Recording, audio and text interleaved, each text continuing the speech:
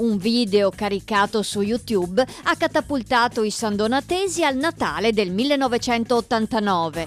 Sorprende vedere quanto era diversa San Donà di Piave, piena di bar, luci e negozi, tanta animazione, gente in giro, auto dappertutto, anche in Piazza Indipendenza. La città di oggi, al confronto, sembra un mortorio.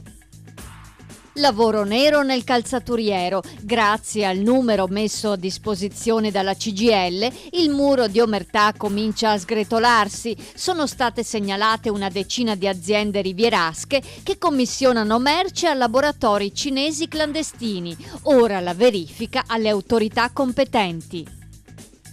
30 lavoratori socialmente utili sono stati assunti a Castelfranco Veneto. Si tratta di disoccupati o cassintegrati che provvederanno alla manutenzione e alla pulizia di strade, piazze e aree verdi. Il comune ha attualmente 150 dipendenti. Per essere in linea con la media nazionale dovrebbero essere 230.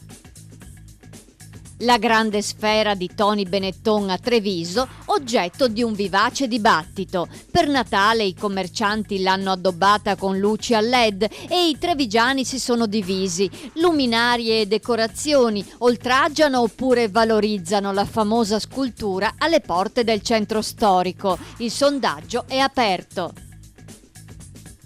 Troppi studenti a scienze politiche a Padova. In alcune aule i ragazzi sono costretti a stare in piedi o seduti per terra. Non ci sono PC per le lezioni e il test di informatica si fa a penna, mettendo una crocetta sulle domande a risposta multipla. Il quiz riguarda ogni anno 1 migliaio di studenti.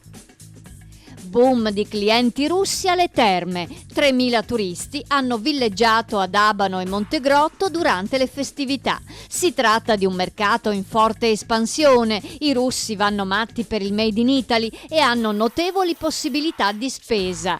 Tendono a fidelizzarsi e il loro passaparola è molto efficace.